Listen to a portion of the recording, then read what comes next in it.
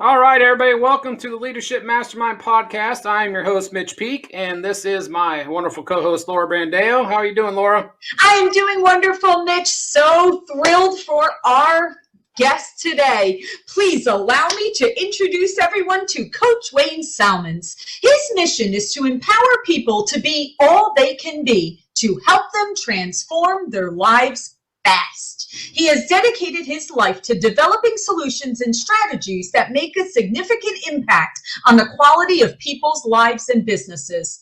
In this past decade, Wayne has coached and trained over 5,000 entrepreneurs. He was one of the top coaches for the #1 coaching company in the world and was ranked one of the top 1% of realtors and voted one of the 30 under 30 top realtors in the nation.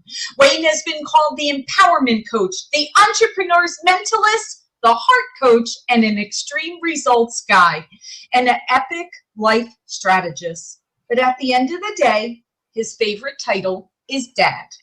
Well, Wayne, we are happy to have you here today. And on the Leadership Mastermind podcast, we want to provide our audience with insights and perspectives from our industry experts so they can learn, grow, and be inspired to be a leader to their clients and their teams. All right, Mitch, let's jump right in. Awesome. Welcome, Wayne. Thank you for having me. And I'll tell you, I don't know, the audience can't see this. There you go. You got it. Be your own hero. Yes. Amen. It hasn't left my wrist since you sent it to me. So, that's one of the great things I like, about Hero Nation is the be your own hero thing. That's just genius. Yeah. Yeah. Well, what's funny is, where that comes from is without going into the whole story, my bio sounds kind of awesome and fun, whatever, until you realize it leaves out the rock bottom moments along the way. You know what I mean? Of course. And, in 10 years ago, it was one of my rock bottom moments where, long story short, almost took my life. And, that was the moment I kind of decided nobody's coming to save me. I'm either going to, kind of be my own hero or I'm going to check out. And that's where that's kind of, but what come from, and just realize helping people become their own heroes, realizing nobody's going to show up and save you. You got to do the work. So, well, the great thing is that, that came from that moment, but it's led to Hero Nation. It's led to, the coaches you have under you. It's led to the, thousands and thousands of people that you've impacted, from, just from that moment. So imagine if it went the other way, the impact it wouldn't have never had on all these people. Yep. Very, very easily. Yeah. Yep. So I love it, man. Well, I'm gonna tell you what, we're going to start it off with the big question. Tell us, what are your 3 key pillars to leadership? Man, and how am I supposed to do that? You know what I mean? I don't know if anybody else just knocks that out of the park. Where do you start with that? 3 things, you know what I mean? So, and yet here's what I kind of whittled it down to as I thought about this, because you really got me thinking about it. It would have been easier if you had said, give us the 48 qualities of a leader. I think that probably would have been an easier conversation. I think it comes down to these 3 are the 3 things that really kind of stood out to me. I think the first one is they've got to be courageous. And when I think of courage, I don't necessarily mean boisterous, beating their chest kind of courage. I think courage and a couple of things really come there. I think they're courageous. They'll ask themselves the tough questions. Right. And I think that kind of ties into self-awareness. They have high self-awareness. They have the courage to have high self-awareness, you know what I mean? And ask those tough questions. And then, I think courageous also means that they speak the truth, especially when it's not easy, right? Every great leader you look up to, where they stand. They're honest. They're upfront with you. They speak the truth, whether it feels good or serves them or not, right? And they reserve the right to pivot, meaning they're courageous. And hey, if we need to make a pivot or change, they're willing to and ready to do that. So I think the first thing for me is really courage. I think the second thing is they lead by example. And I know that's such a cliche term in a lot of ways, but I think leading by example is, they're resilient, they're urgent, they're calm, they take care of themselves. I think there's a lot of leaders that think leading by example means they work 80 hours a week. And there may be a season for that, but I think way too many leaders are not leading by example in other areas, in self-care and in managing their schedule better and doing things like that. So I think when it comes to leading by example, it's not just one dimensional, it's multi-dimensional. one-dimensional leading by example, if that makes sense. And then I think the third thing is they're selfish. And I know that sounds really weird because we read all the books like Leaders Eat Last and all that other kind of stuff. Yeah, here's what I mean by selfish. They don't try to please everybody. They're selfish in the fact that they protect their time because they know if they're trying to do everything for everyone, they're not going to be able to do the most important things for the people that they're serving. They're selfish in the sense of they think about the long-term impact instead of the immediate impact.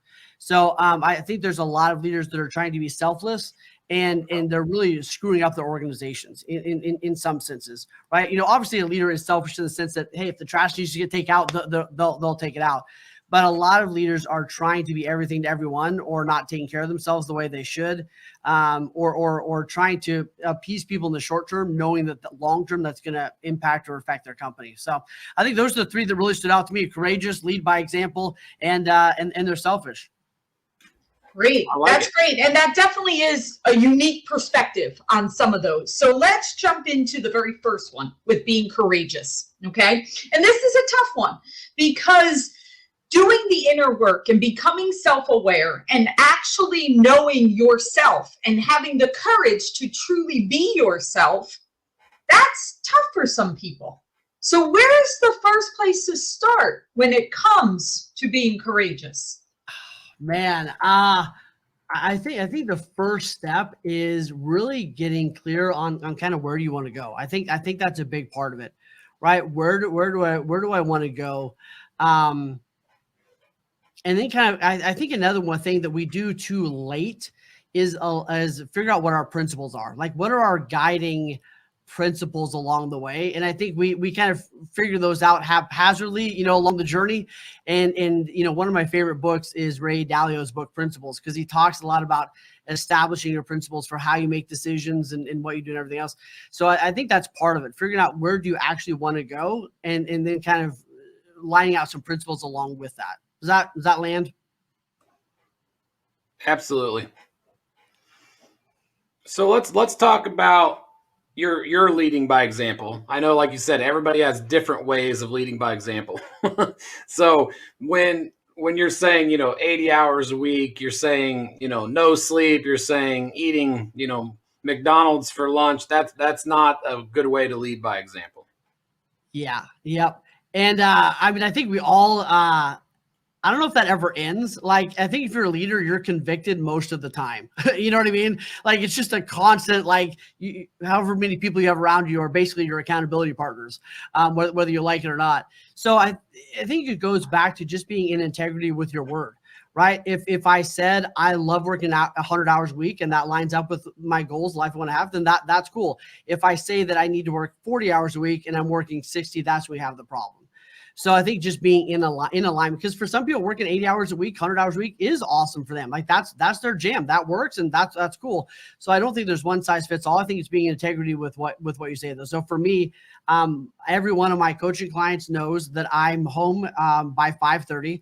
And what's funny is if someone calls or texts me at after that, whatever it is, they fully expect me not to answer. And if I do answer, they're like, "Dude, what's wrong? Like, are you guys getting a divorce? Like, are you okay?" Right? And I'm like, "No, I was at the store. She wanted me to get milk. Like, we're but like I'm so clear on it that it freaks them out when I do something that's not in alignment with that, right? So I think that's a huge part of it. That's great. Now, Wayne, when I read your bio, you said, "Hey, that sounds great," but you didn't know how I got there. Yeah. So can you please share with us your story? There you go. I mean, it's like Mitch. I mean, you've been hustling your tail off for years. You know what I mean? And what's funny is in 5 years, people are just gonna be like, "Man, you're just crushing it. Where'd you come from overnight?" I know so many people that are 10-year overnight successes. Right. And, and I think it's so funny. People go, "Hey, I want to have what you have." And it's like, awesome. Do you want to do what I did? So, I don't trust anyone that hasn't been kicked in the teeth yet, or hasn't put some time in, because it's tough. You know what I mean? You've got to do the work. There's not a whole lot of shortcuts in a sense. People go, why are you so good at coaching? It's like, well, I've had 10,000 hours at it. Like, I should be good at it by this point. So yeah, I think just putting in, really it is putting in the work. And you said you started what, 10 years ago is kind of where the Hero Nation story started. So tell us Absolutely. a little bit of that history. Yeah. Well, it's 10 years ago. I was doing really well, right? I was selling a bunch of houses. I was involved in my community. I had a couple of kids. I looked really great on the outside. And yet, like, what the inside and the outside, right? Like, I was not congruent. I had all this junk and garbage in my head, and it was out of alignment. All my value really was coming from like how people saw me and what I was doing and everything else. And my inside was not in alignment. I ended up having an affair. I ended up like losing all of my business. I ended up basically crashing and burning. And like I nailed rock bottom to the point where I was sleeping in a vacant building, sleeping on the floor, getting ready to take my life. And what's interesting about that is I had self-sabotaged to such a high level because I didn't know who I really was. I wasn't congruent with myself. I hadn't dealt with my demons, and what's cool about that is I don't want to do it again. And yet what one of the biggest things I got from that was, one, I needed to learn how to recover quicker and have an actual strategy for that, right? Because I didn't. And also I just I got really clear on who I am, right? Who I am outside of business and money and all that other kind of stuff, right? So now it's like, hey, if I have money, that's awesome. If I don't have money, that's like less awesome, but I'm okay, right? Because I know who I am, if that makes sense. Yeah, I think it makes perfect sense. You gotta the person, your personal life is what's gonna help you succeed. I think you have to have your personal life in order for you to to move forward and be successful and actually enjoy the success. Yeah, absolutely. Absolutely. And it sounds like, Wayne, that it's about getting clarity. So how do you help your clients get clarity? Yeah. Man, it's all about clarity for me. Like, I think so much comes down to clarity. Like if you're stressed out, it's probably because you're unclear on what the most important things are. Right. Like almost everything comes down to clarity. So, here's what I would say. Like, I wish there was like a one size fits all, like get clear. And yet what I've realized is everyone goes about it a little bit of a different way, right? Each conversation I have with someone is going to be a little different. And yet here's what really bothers me is how many people build a success that they end up hating, right? They built what they thought was going to be a success, and then they did it and they hate it. So I think the clarity is it's a lot of different questions. It's going, what's your genius zone? What lights you up? What do you not want to have happen in your life? What do you want to be remembered for? What is a great average week for you? What does that look like? And going into that, and then in the Hero Nation, we talk about kind of like this hinge method, and we say you're going to hit an obstacle. Then we got to figure out what the hinges are, right? What's the right things we need? Our hinges are great, but if you got them swinging in opposite directions, that door's not going anywhere. And then we got to figure out what's the right hinges.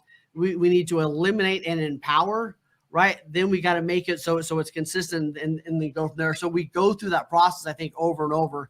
So I think it's a ton of great questions. And the other piece of it is realizing that you've got to have consistent self-awareness and ask yourself those questions over and over. But I think that's a part of it. It's hard. Let me say one more thing on it. It's hard to do on your own. It's much more effective if you do it with someone who's helping walk you through that process. At least I've found. Yeah, we had a guest on a couple weeks ago, and Frank Garza, and he talked about creating your board of directors. Like you have to have a board of directors around you that guide you and tell you you're going the wrong way. So it's not just you. You got to have those people around you to push you in the right direction. And I've seen what you do with the Hero Nation, and with some of your coaches. With Anthony Mosley and Kelly Kilmer, and I see how they get their leadership, from what you're, teaching them, and they lead the same way that you lead. Yeah. No, they're phenomenal. And I think, part of this is, we've built out like a momentum plan, and it's so interesting. Like you have a maintenance plan for your car, but we don't really have like a maintenance plan for ourselves, So I sat down with like Anthony and Kelly and the other coaches, and we kind of said, what do we need to do? on like, what do we need to do on a yearly basis, quarterly basis, monthly basis, weekly basis to stay in momentum?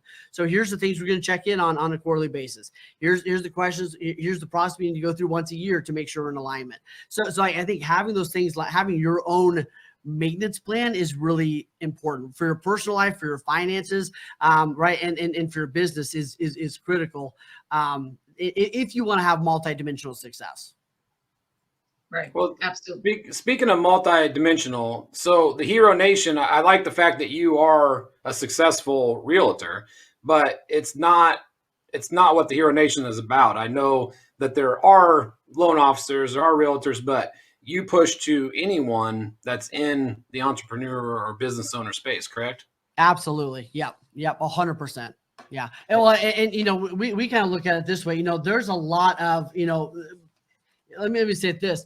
I don't think there's one size fits all when it comes to coaching or it comes to business growth. I think people work way too hard to not have clarity, like you're talking about, and not have like a tailored plan that works for them. So, you know, a lot of times, you know, people call me when they you know, entrepreneurs and business owners call me when they need a clear plan and they realize like more hours is not the answer, right? Like they need a plan to like, how do I have predictable, you know, business that gives me freedom to do these other things in my life, and working more hours is probably not, like, I can't work any more hours. I'm already working all the hours, right? Like that's obviously not going to get me a whole lot further. Right. Absolutely. Well, you actually also wrote a book, right, called The Art of Getting Back Up. Yeah. So I guess that happened when you hit rock bottom and you wanted to share that. So tell us a little bit about that and what the insights that you wanted to share. Oh man, how much time do you have? Well, and here's a side note on that is I think everybody has something within them that they need to share with the world. Right. So whether that's like how I survived my 7-year-old going to school or whatever it is, right? Like I think everybody has something within them that they need to share with the world. And the commitment I made to myself was, if I could get back up, and I really didn't know. I said, like, if I could get back and if I could recover, I was going to do my best to write down like some actual steps to getting back up. Like what's the actual process to getting back up to lean into? And I don't think there's necessarily one size fits all. Yet I think I wrote the book to be more of a guide to kind of go, hey, you know, here's what you need to, here's the kind of the process to getting back up that can help you. And I think one of the most impactful things that I heard early on when my book came out was, you know, I had one of my friends call me and he said, I think my dad would still be alive had he read your book. And that really hit home. And I just think so many of us, you know, when you think about it, you know, most people have a first aid kit somewhere in their house and they got a spare tire under their car. At least they think it's there. Right. They've got a fire extinguisher somewhere, but like we have all these ways to recover, and we do all these things in preparation for tough times. And we do very little mentally for tough times. And especially for like the people that are watching this, like your leaders, your high achievers, and like your go-to recovery strategy is just like work harder, work harder, more hours, right? Lean in, whatever it is. And like, that's good. And yet, like, if you're going to go replace a toilet, you need more than a hammer, you know? And a lot of entrepreneurs are walking around only with a hammer. And when they have rock bottom moments, it's like, shoot, I don't have the tools. So, you know, I really believe, and I see the effect of people kind of equipping themselves with that before they have some of those rock bottom moments, or to help them get through those. Well, I'll tell you another story about you that resonated with me was, you know, you are the coach of, you know, people, you are a leader, but I remember, you know, one day you posted on Facebook and you asked the question of, you needed help. And you said, you know, my kids are getting older. They normally come here to visit me for the whole summer and they don't want to.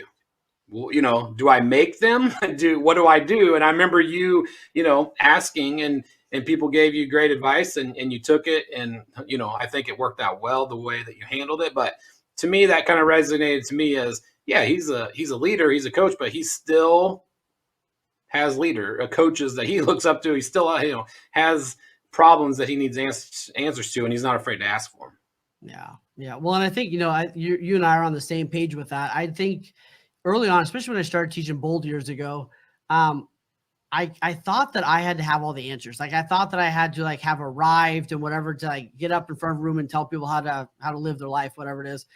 And what hit me really clearly was I didn't need to have arrived. I just need to be authentic about where I was. Hey, I'm nailing some stuff. I'm not nailing some stuff, right? Just be real about where I was, and that I'm on the journey. And one of the interesting things is I used to think that I needed to like have all the answers and everything else. And the truth is I just need to be authentic. And part of what I do is just connecting people. Right? I just got a call earlier today where I actually connected one of my coaches with one of my clients. I said, hey, here's the dude that coaches me. I don't know what the answer to this is, but you can go get it. So kind of getting my ego out of the way and just being like, hey, my job is just to help people find the answers. I don't have to necessarily have them all. And I think that's a good point. Everybody's at a different place in life. Everybody's in a different place in their career. Yeah. Everybody's at a different place, with their knowledge. So it's okay to not to have all the answers. It's okay to ask somebody, you may be coaching somebody on something today that you may need to ask them, an answer to a question you have tomorrow. Yes. Yeah. Yep. 100%. Yeah. That really is very valuable. And to Mitch's point, everyone is at a different season. So it's very true. Like you're at the season of your kids being at that particular age, but somebody may have already passed that season and can look back and give that. So that's great. And you also mentioned ego. I think if there's one thing that gets people into trouble, and especially in the real estate and mortgage side, is ego. Is that really can certainly sway and change our perspectives. So how do you have people actually keep that in order in times? Oh man, what that feels like a book you should write. And I'll read it. So let me know when you come with all the answers, and I'll yeah, right. Copies. So two things. I think that people, and this is just my opinion on this, I think most people kind of like have humility within them, or they don't. And in my perception of this, I think God's the only one that can really make you humble if you don't really have that within you. And yet I do think that it's easy to start like buying into your own press. It's easy to start like I did, identify who I was with my success. So I think that what's critical is like you guys were saying earlier, having people around you that are willing to do one or three things. They're willing to give you a hand up, not a handout, but they're willing to give you a handout. They're willing to give you a hug, and they're willing to kick you in the teeth. And I think you need people around you that are willing to do all three of those things. And that's very true. You got to check in with. And it's interesting. It's been written about a lot of books, but the absence of conflict concerns me. So if I see an organization and there's never any conflict, that concerns me. Or even a relationship that there's no conflict, right? That which might sound a little counterintuitive, but I think that if there's not, you're 100% correct. That's when it just becomes complacent and it just is on autopilot, and that literally is the beginning of the end. You are correct. Yeah. There always has to be some type of struggle happening. Within our organizations, we have to teach them how to, and there's a great book, No Rules by Netflix. And one of the things they talk about in there is how they teach their people to engage in healthy conflict, how they teach their people to engage in healthy feedback. It's not just a go for all, like say whatever that pops in your mind, but they have really healthy, really upfront, good conflict. Yeah. We had a CEO of a mortgage broker on the podcast a while back, and his thing was, they have open forum, and if you have an issue, we want you to share it. There's no hurt feelings. It's open. They encourage that. They encourage the conflict so they can get it resolved and move past it rather than let it fumigate for weeks and months and then bring down the whole system. Amen. Yep. Very true. Very true. Yes. And you touched on a couple of really important points there, right? So going into our industry in real estate and mortgage, right? It's very easy for us to get caught up in this. Oh, well, look, I'm number one here, or I'm doing this, or I'm making this amount of money, and all this stuff, right? But we've seen time and time again, people come in with that fire in their belly and everything is great. And they're kind of going from 0 to 100. But then as time goes on, well, they're not lit up over that anymore. So I know you mentioned a little bit about finding that clarity and stuff, but really I want to dive into how do we have people continue to realize what a glorious industry this is, and coming to terms with our why, right? Whether it's our personal or professional why, to make sure that our industry is filled with people that still have that fire? Man, I think it is true. I think a couple of things come to mind. First off is I think progress equals happiness. So if you see someone and they're not having progress or they're not, in most of my clients, what I see is they struggle to recognize their progress because they're always focused on the next thing they got to do. That's like, yeah, I got that done, but we got these. So part of my job is to force them to look at like, hey, by the way, you got this done. That's really cool. Like, let's have a 2-second high five, right? And then we can work about it. So I think it's noticing their progress. I think the second thing would be having 3 levels of rewards. I think most people need to have 3 levels of rewards, right? Most of us just have big rewards, right? Did I hit my goal for the year or not, right? We're going on vacation or we're not going to vacation.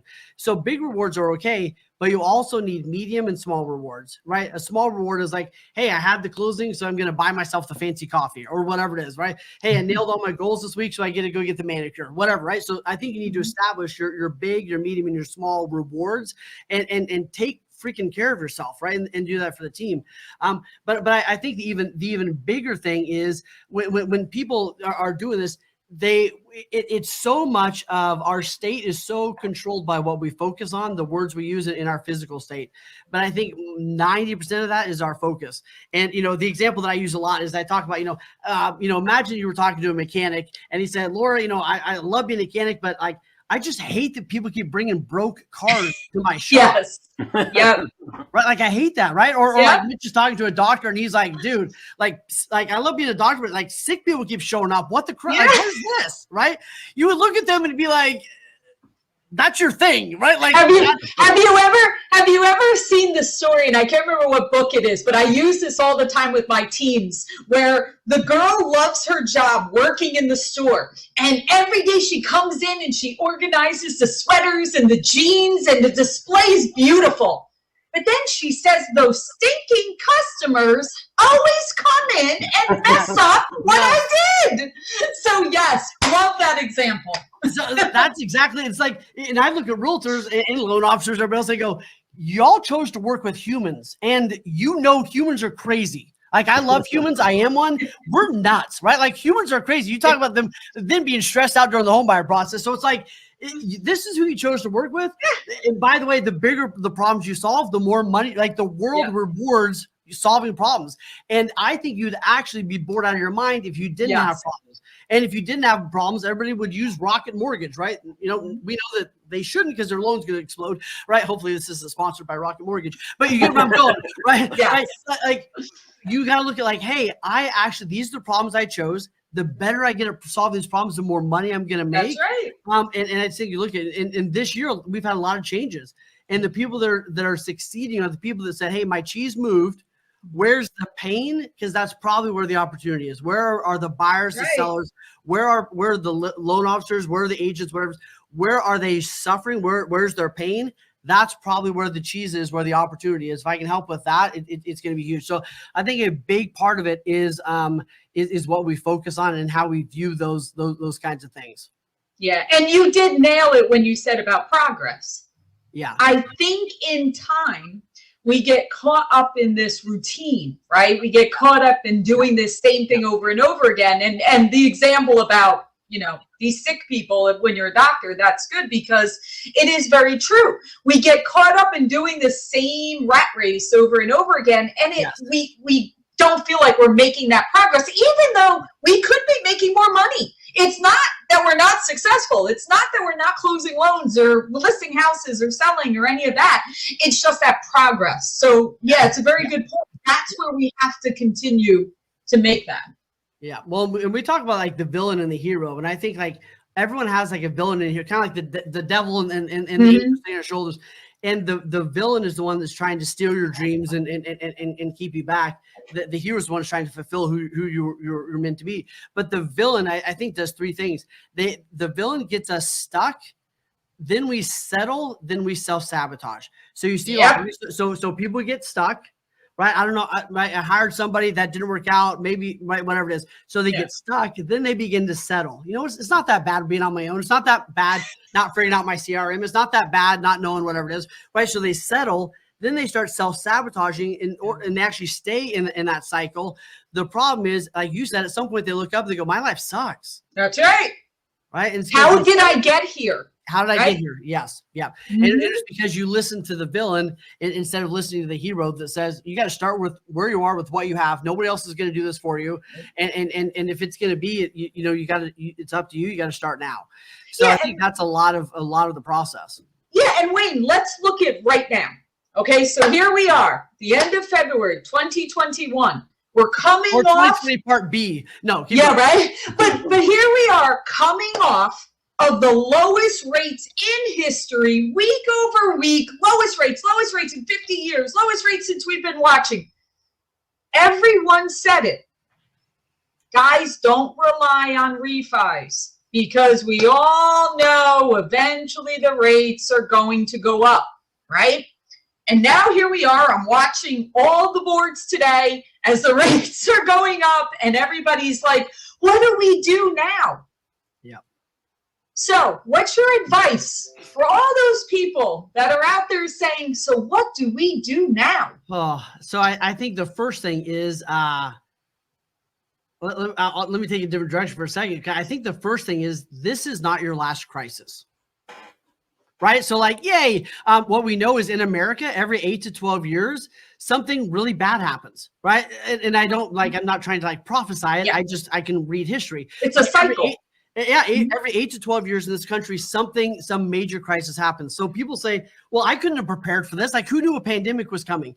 And it's like, maybe you weren't able to prepare exactly for this exact situation. But I'll tell you what, if your health had been in a better place, it probably would have been a different experience. If you'd had better, deeper relationships with your clients, it would have been a different experience. Had you had set some more money aside, it probably would have been a different, better experience. So I think the first thing is having people acknowledge, right, what do I need to do differently so that I'm prepared for next time, right? So I think it's like literally writing those things down, right? And I need to do this, so I'm better prepared for the next crisis. One of those things is, I mean, do you have a mentor? Do you have a coach? Do you have somebody that's pouring into you that says, I mean, I taught every one of my loan officers I talked to, 18 months ago was don't get sucked into refinances. Yes, let's do some of them. But if you stop taking care of your database, I'm going to throat punch you. Because that was the temptation, right? And then that was database, right? Like, what's up there? Database, like, where you been, right? You know what I mean? So, yeah, refis were cool. Don't take your foot off. Don't stop taking care of your database. So I think that if I was someone right now that was struggling, I would do a couple things. I would run to my database at a high level. I would get wildly educated on there's a whole lot of new rules and a lot of new things that are coming down the pipe. I would run to my database and begin to have conversations with them. I would run to educate my agents that don't understand the impacts of everything that's happening. And I would lean really, really hard into, am I making it easy to work with me? Is it clear who I am? I would become omnipresent as best I could, but it would start with education and connection. Absolutely. Yeah, I think we've all been telling people for, over a year now that's coming, it's coming. You gotta prepare yourself. It's gonna come. What are you doing to better your future, now, because this ain't gonna last forever. And we always talk about, it's 60 days, what you're doing today, identifies what's gonna happen to you, 2 months from now for your business. So, now people are struggling to figure out what they're gonna do and with rates moving up. So yeah. Let's talk about selfishness for a little bit. That was intriguing to me. So, I get the fact that you can't always be a people pleaser. You can't sugarcoat things. Sometimes, especially as a coach, you gotta, give people the stuff they don't want to hear sometimes. So tell us a little bit about that. Man, I mean, I think that it's we've been sold kind of a lie that in order to be as successful, you always put everybody else before you. In a sense, right? Like leaders eat last and all this other kind of stuff. And I think that the reality is if I'm not committed to my dream, I'm going to end up fulfilling somebody else's dream, and there's so many people that are trying to fulfill somebody else's version of success. So one of the things that we've talked about a lot in the last couple months is radical, unapologetic success. Radical meaning it's probably going to be different than other people are doing stuff, right? Maybe you're going to put your kids in an RV and you're homeschooling for the next year as you drive around the country. Like maybe that's it for you, right? Like it's going to be different. So it's going to be radical. It's going to be different. Unapologetic meaning it doesn't have to make sense to everybody else, right? Unapologetic meaning like I've committed to this, which means I'm not going to be able to do this. The end, right? Like unapologetic mean like if I'm not committed or fighting for my goals, I'm not gonna be able to help do this other stuff. And then success, what's your version of success? So here's how I look at it. I look at it at people that are, they really are trying to be everything to everyone, right? They're like, I was talking to one of my clients, he answers his phone all night long. And I'm like, dude, you're gonna lose your family and eventually lose the people in your business. You're preaching, take control of your life, and yet you're not acting it out. And he goes, I feel really bad not answering the phone all the time. It's like, you feel bad. And one of the things we're going to do about that is we're going to clean up the expectations and say, here's why I'm doing what I'm doing. Here's why this is a win for you and for the family. Here's the outcome of this. By the way, I'm going to keep reminding you of the standard, everything in place. But I see so many leaders, it's like, let me give you one other analogy. People say, well, a lot of leaders are the first people to take the trash out. Awesome. Unless that takes you away from doing what you really need to be doing for the organization. And by the way, you're stealing Joe's job because it's his job to take the trash out, right? So I get that taking the trash out might sound great and you feel like you're, doing what you need to do. But you're actually being really selfish because it makes you feel good to take the trash out. You actually feel like you're doing a great job. You feel like it's actually really selfish of you doing that because you're not fighting for and protecting the time everybody else needs. So I think that's part of what it comes down to. And then a lot of times, selflessness that's unappreciated usually leads to resentment. And what I mean by that is if I'm always answering the phone for someone, or I'm always saying no to my stuff and saying yes to theirs, I'm eventually going to resent them. So if we play the long game, I got to say no to that person because I don't want to resent them down the road. Hey, I could say yes to this, but it would lead to me resenting you. And the last thing I want to do is mess up our relationship. That's definitely a different approach than, we hear from a lot of people, but it makes total sense. You have to have your boundaries, or else you're going to be spending all your time doing other people's stuff instead of working on your own, which that makes perfect sense. Well, it's the best use of your time. Yes. You have to look at where your best use of your time. And it's actually funny. I was just having a conversation about this with someone because we were having a conversation of when I first started my company. And that was back in 2007. And at that time, I was the first person. So I had to do everything. Right. And when I was having this conversation, we were speaking about, well, now it's 14 years later. They're like, well, Laura, you would never spend your time doing X because that's just not the best use of your time anymore. And it's true. That would be unfair of me to spend my time doing that because I wouldn't be executing and strategizing on building my company. Yeah. So you are right. You are correct. And it is something entrepreneurs really fall into easily because our mindset is always just do it. Whatever it is, just do it, and you're right. You just have to look at the best use of your time. Yes. And you realize as you grow your business, your company, that's actually really disrespectful of everybody else for you to be Johnny on the spot or for you to not take the day away to get your head in the right place or to not do those things. Right. And like you're saying, you earn the right, right? Yeah. You earn the right to be able to pay somebody to clean the office. That's right. You earn the right to have Joe answer the phone on the weekend instead of you. You earn the right. So it's like you can just do it day off thing, but you earn the right to do it. And I think that a lot of people get humility and ego and everything else messed up. I think that, it's good to have a healthy ego. In other words, like believe in yourself and be sure of yourself and have high confidence.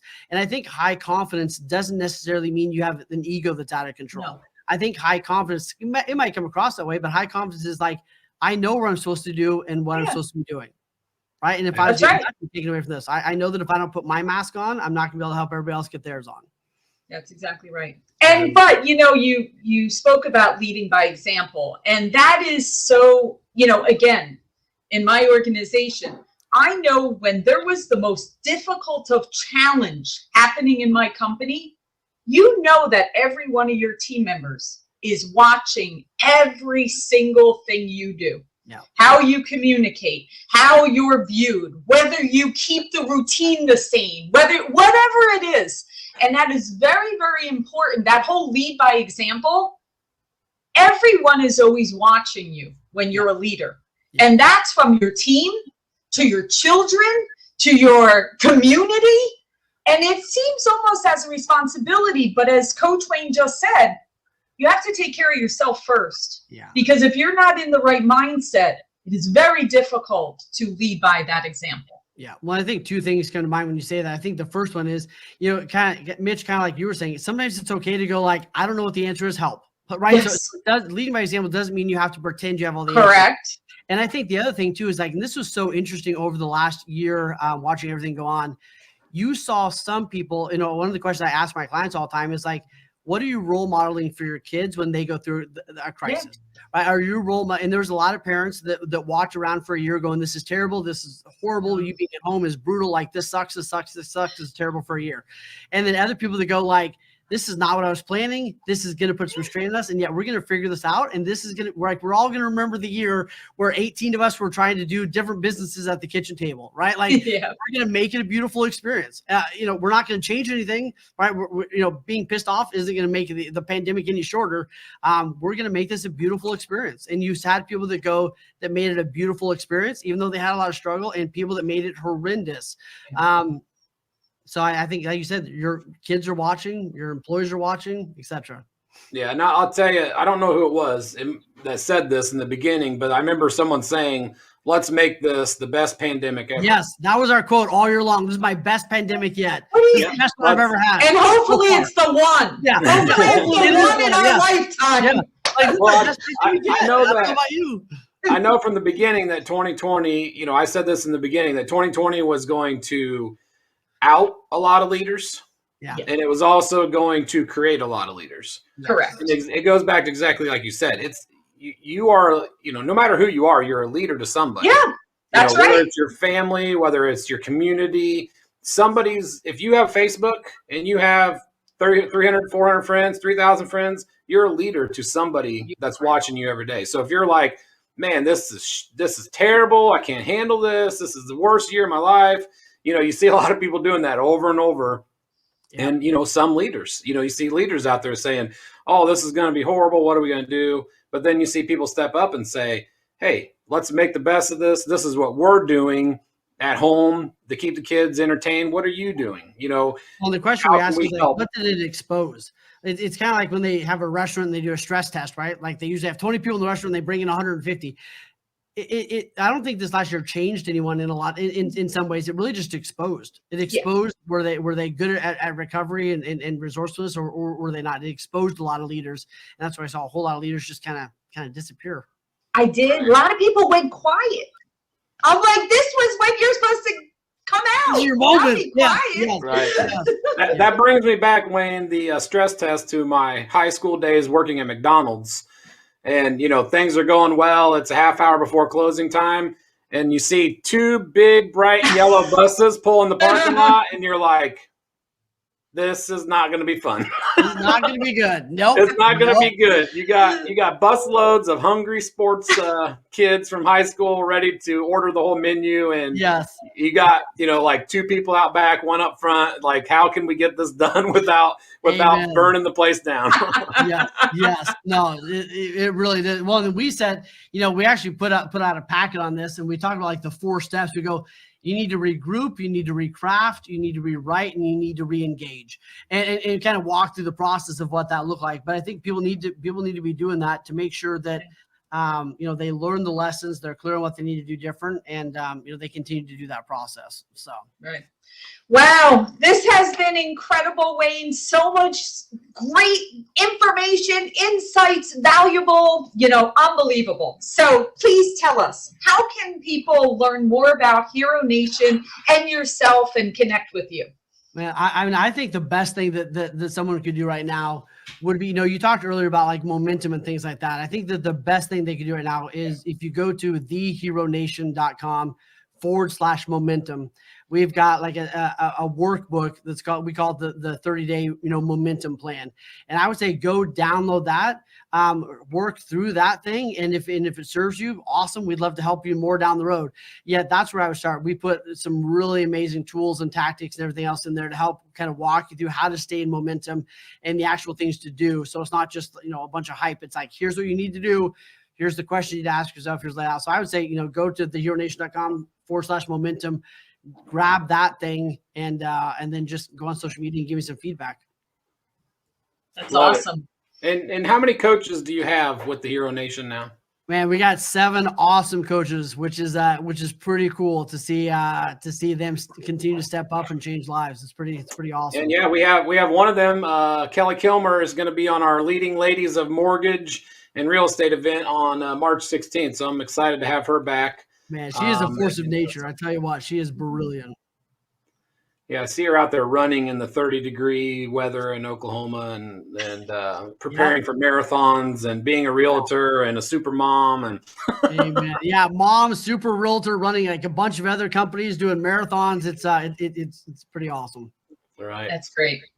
Awesome, Wayne. Awesome. Hey, I appreciate you joining us. It's been great to hear from you again, and we'll definitely be in touch soon. Hey, thank you guys. Thanks for all you do. Seriously, appreciate y'all. All right, thank you.